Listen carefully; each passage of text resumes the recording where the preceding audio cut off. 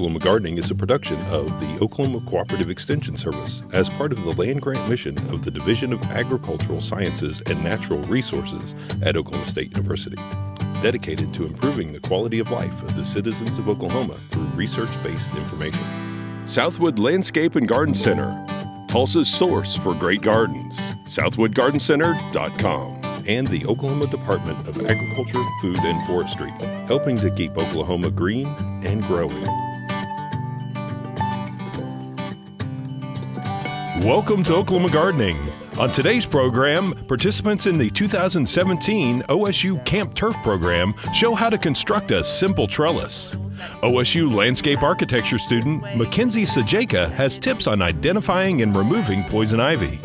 Extension turfgrass specialist Justin Moss has irrigation tips, and Barbara Brown prepares a strawberry limeade with sparkling wine.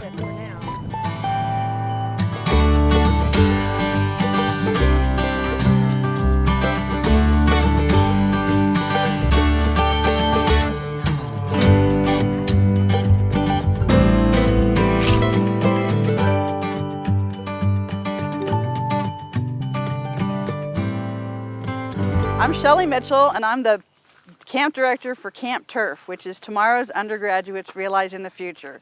Camp T.U.R.F is a Regents-funded summer academy by the Oklahoma State Regents for Higher Education. Camp T.U.R.F is for kids who are going into the 9th or 10th grade, so the summer before their 9th or 10th grade.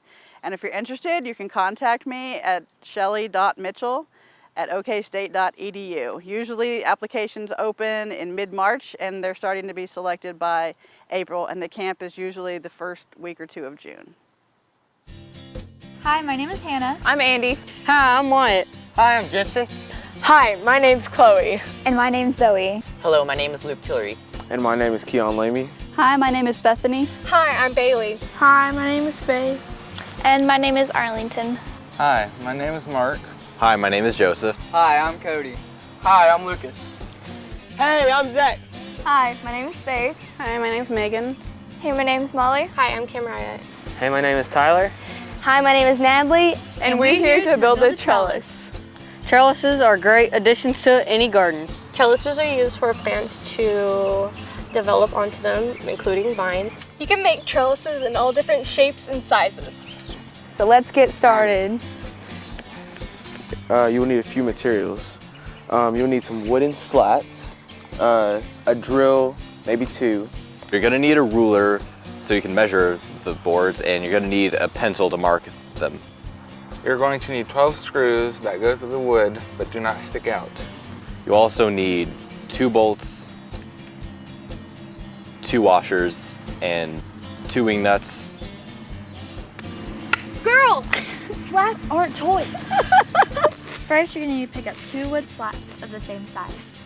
You'll need to measure about 1 inch down from the top so you can drill a hole. I want this to be 2 inches. No, I want it to be a 1/2 inch. Okay, we'll use 1/2 inch, but we have to make sure we use 1/2 inch in all of them. Otherwise, we'll end up with something like this. What happened to this? I guess somebody didn't measure properly. You make sure they're lined up so it stays even. And then once you drill a hole, you'll bring them out and make a scissor-like shape. On each side. Make a mark, and then we're going to drill a hole through it.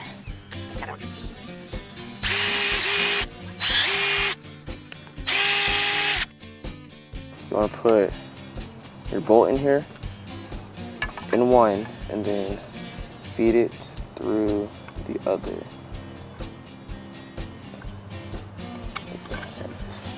Alright, you want to turn it on its backside like this. You want to put a washer on top of it, just like that. After you put the washer on, you're going to screw on the wing nut. And the wing nut needs to be facing the inside of your trellis. So this is going to be in the back now. All right, and when you're putting your bolt through your second tower thing, you want to make sure that you're going to mirror it, because if you do it the other way like this, whenever you put on these on the side, they will be at different lengths. So you want to mirror it. Yeah. so that you don't have different lengths.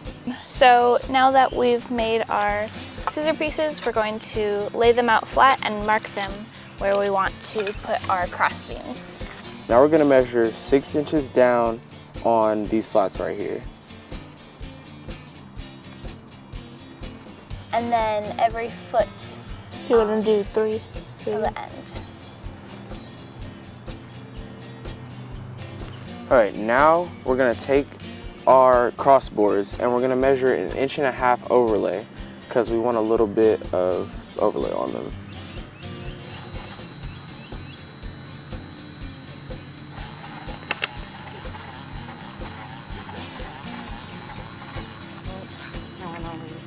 So after you screw in the other side of the trellis onto the board, you're going to want to screw in on the other side underneath the 3-inch mark that you made.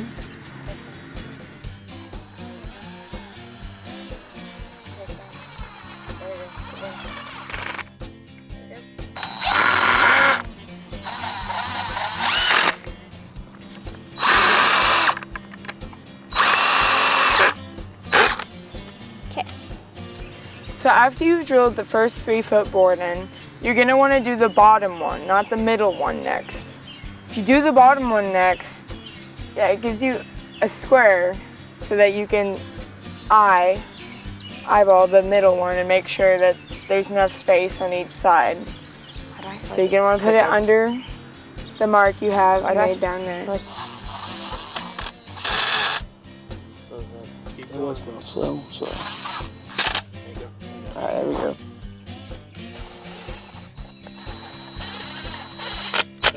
Okay, so we're just gonna kind of line it up just like we did with the other ones. And we have to make sure that there's a certain amount of overhang right here, because if you have too much overhang, then it could just go too far to one side. So you want it to be even with the board. Now that we have one side done, we can just pick it up and fold it over. And now you don't really need to measure it anymore. Now you can just kind of eyeball it. But the crucial thing is not to drill it onto the first one. You want to drill it onto the second one. Because if you drill it on the first one, you won't be able to use it.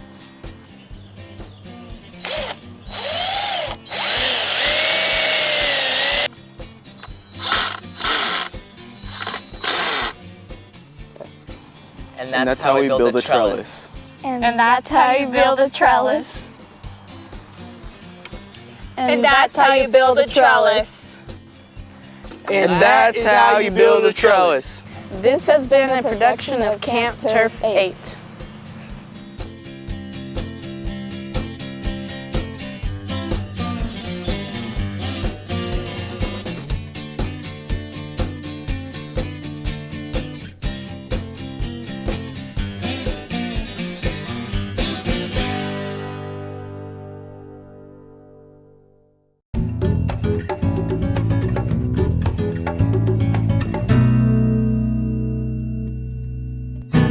Hi, my name is Mackenzie Sajeka, and today I'll be showing you how to plant a plant properly. Now, the first thing we want to do here is actually figure out the spot where we want our plant, and then we have to dig a hole 2 to 3 times as large as the pot itself. So what we want to do here is take our shovel and start digging the hole. What you do at the end is you want to water it so it's not put into shock from being transplanted from the plant from the pot to the bed. So yeah, just water. Hope it grows. Hi, my name is Mackenzie Sajeka, and today I'm going to be telling you a little bit about an itchy subject.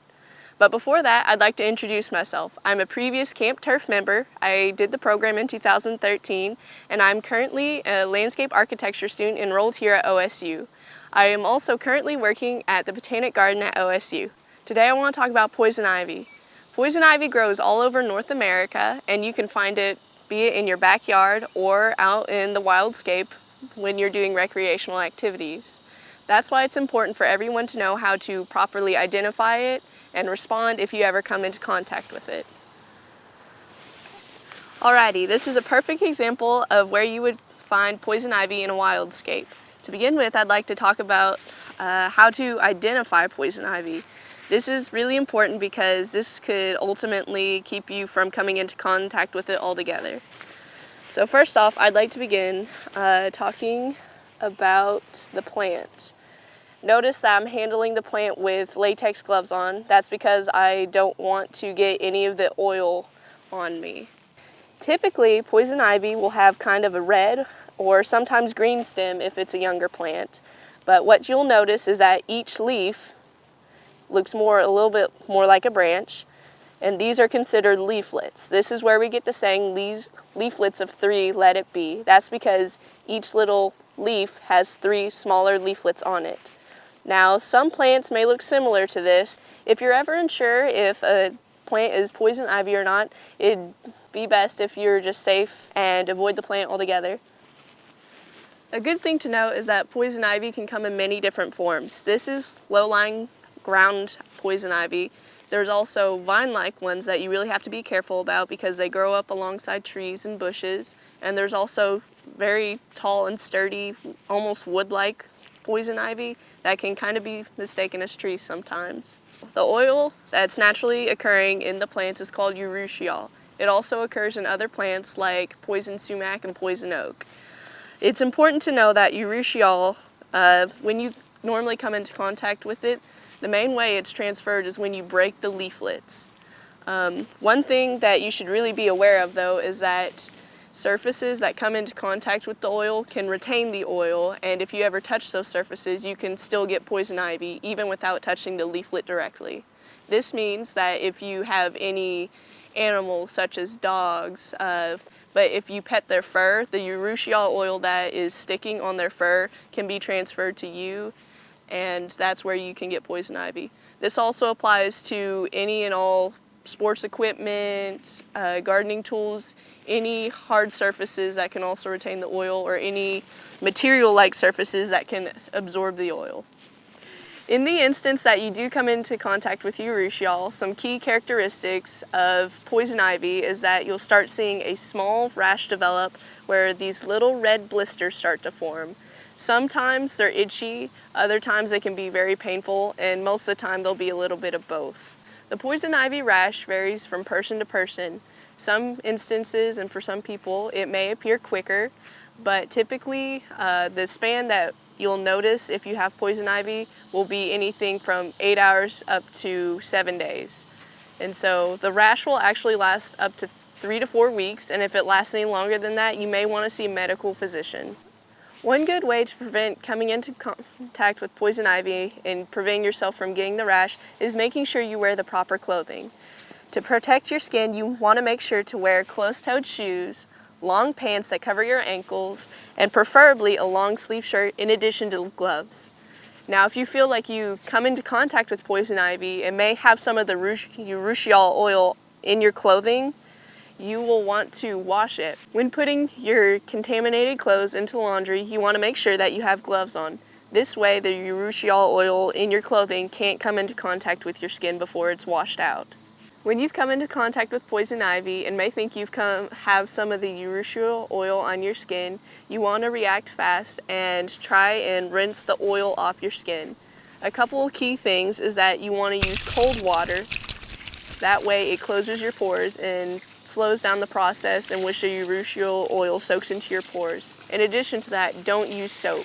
When you use soap, it actually breaks down the natural oils that your skin normally has. This way, your skin is unprotected and the urushiol oil will actually seep into your skin faster because it is unprotected.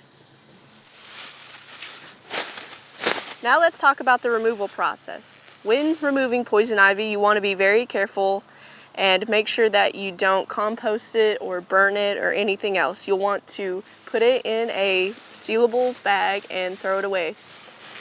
So here's a good process to remove poison ivy.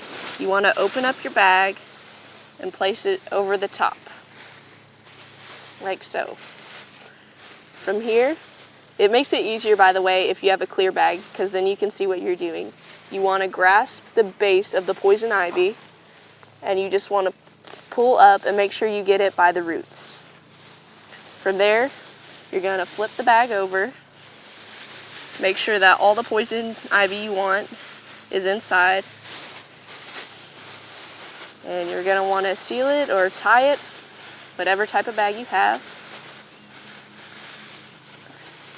And from there you can throw it away without having to worry about getting poison ivy. In summary, we've covered the different ways to take care of poison ivy, how to identify it, how to react to it, and how to respond safely to it in terms of removing it and treating the rash.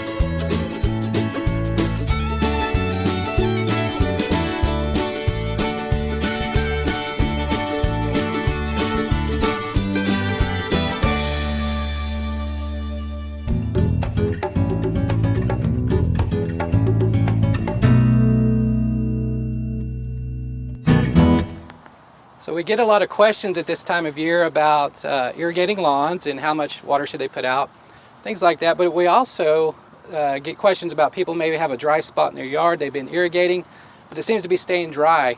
And so what we do is we actually have a program where we'll go out and do an irrigation checkup for people. And what we typically see is maybe there's a broken sprinkler head, something's not working just right. And it's amazing to see all the problems that we can encounter that can be fixed pretty easily. And so what we recommend is some of those jobs can be done by the homeowner, but also we have an Oklahoma Irrigation Association and some contractors throughout Oklahoma that can take care of that for you. So we can point out some problems, get those fixed quite easily. And so these industry groups are important for our state, and actually we have some education for these people too, right? And this education is important not only for the industry, but also the consumers can get involved as well. So tell me a little bit about the Oklahoma Nursery and Landscape Association, Miss Becky Sellers. Well, the Oklahoma Nursery and Landscape Association is an organization of industry, businesses, and partners in the Oklahoma state and surrounding areas. And it's businesses that come together to do events and education for fellow industry members as well. Well, that's great. And we have a fellow industry member here, Crystal Sizemore from Deep Fork. Tell us a little bit about what you do and your involvement. I am currently the president. I've been on the board of directors of the Oklahoma Nursery and Landscape Association since 2010. Started with Becky, and just as every year we just find out that it's just a huge family of professionals and people, like-minded people who are just wanting to do what's best for the state and bringing all the industry leaders together. So we have something very exciting going on this fall where we're all kind of working together to really talk about water and irrigation and water conservation, water quality, all these things. So tell me a little bit about that, Becky. We are having the Oklahoma Nursery and Landscape Association's annual convention and trade show.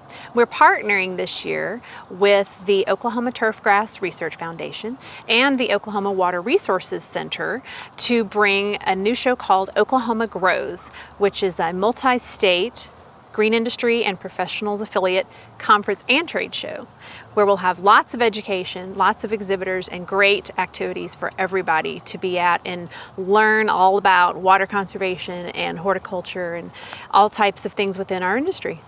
So master gardeners, people like that would probably be very interested in this, is that correct? Absolutely, yes. And so, Crystal, where are we going to have this? What's the date? Where's this going to be? It's going to be November 8th and 9th. It's a Wednesday and Thursday, and it's going to be at the WinStar Casino in Thackerville. It's at the Convention Center at WinStar. So all types of education all throughout the 2 days, and then are there some other events that people can sign up for as well?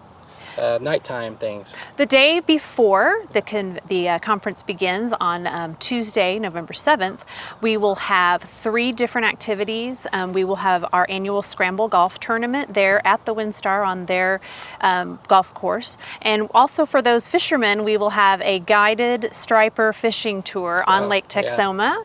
And then in the evening, we will have a guided tour and dinner at the Noble Research Foundation in Ardmore, and they have amazing facilities, greenhouses, and that's going to be definitely a world-class event. So this is going to be a can't miss event, and they need to sign up soon, right?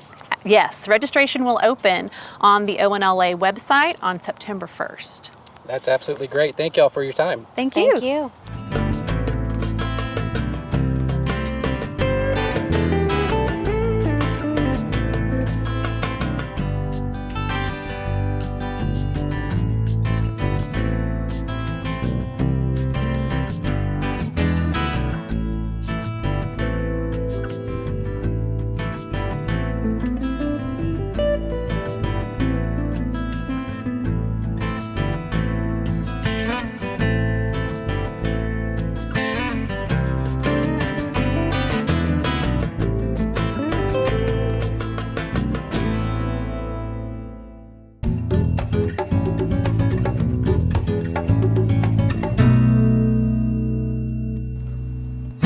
Sparkling strawberry limeade. It sounds terrific for summertime, and it really is. It is for grown-ups, however. It does use a sparkling wine, so you could substitute that out with something else, but if you are a grown-up, I wouldn't do it.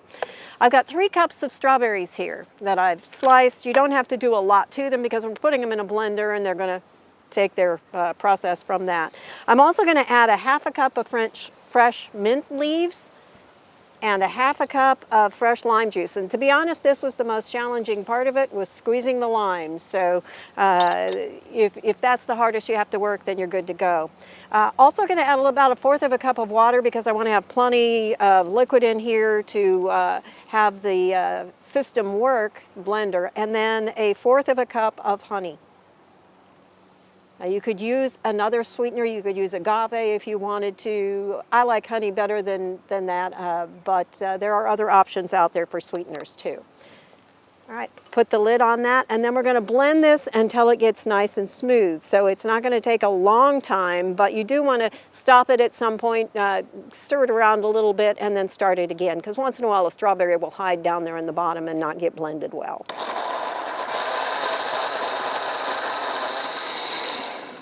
That's all there is to that. Again, this, you would normally, for the entire thing, use 750 milliliters of a sparkling beverage of some sort, whether it's alcoholic or not. I'm just going to make 1. This will keep in the refrigerator for a few hours or maybe even a few days. It's never lasted that long. So we're going to put some of this into our cup where we can see it and make sure it looks gorgeous. Officially, it's a half a cup. It's going to kind of depend a little bit on the size of your glass. If you do use a half a cup for it, it should make 6 servings. And then to that, as I said, I'm just making a little bit for now. So you want to pour the sparkling wine down along the edge of it as much as you can to try and keep as much of that foam in there as possible. And again, it should be about equal amounts that you're adding. So we'll get that in there. And then I'm going to use a chopstick because they don't go together on their own. So you can use a chopstick and just stir it gently, retaining as much of the effervescence as you can.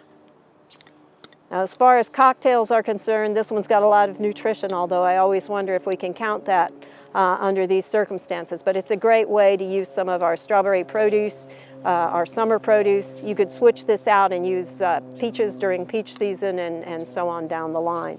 From where I'm standing, that looks fairly well blended. It smells awesome. And then we're going to add a little bit of a garnish to that. And there you have it, sparkling strawberry limeade for Oklahoma gardening. This is Barbara Brown.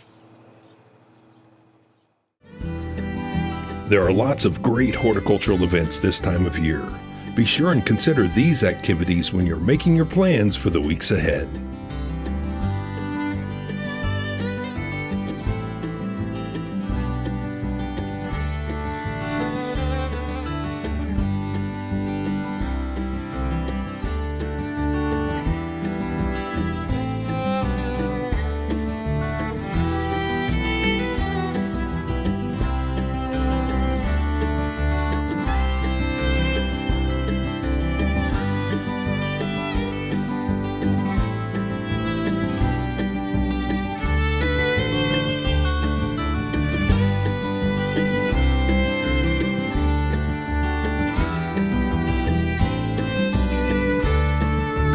Next week on Oklahoma Gardening, we are visiting the Oklahoma County Extension Office and a few of their horticultural activities. We'll look at assistive garden tools, visit a couple of master gardeners' home gardens, and have a tasty treat at the demonstration kitchen in the Extension Office. So join us then for more TV you'll grow to love. To find out more information about show topics, as well as recipes, videos, articles, fact sheets, and other resources, including a directory of local extension offices, be sure and visit our website, oklahomagardening.okstate.edu. And we always have great information, answers to questions, photos, and gardening discussions on your favorite social media as well. Join in on Facebook, Twitter, and Instagram. You can find this entire show and other recent shows, as well as individual segments on our Oklahoma Gardening YouTube channel.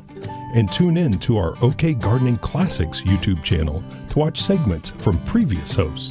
Oklahoma Gardening is produced by the Oklahoma Cooperative Extension Service as part of the Division of Agricultural Sciences and Natural Resources at Oklahoma State University.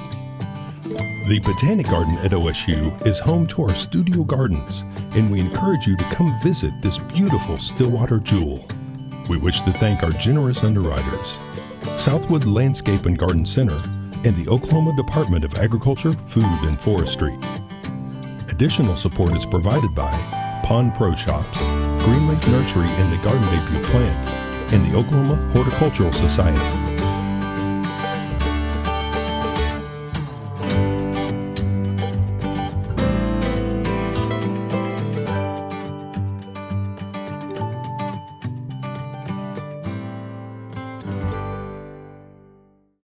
We hope you enjoyed this video. It's part of our Oklahoma Gardening YouTube channel. You can also find even more videos on our OK Gardening Classics YouTube channel. And join us on social media for great gardening tips, photos, and discussion.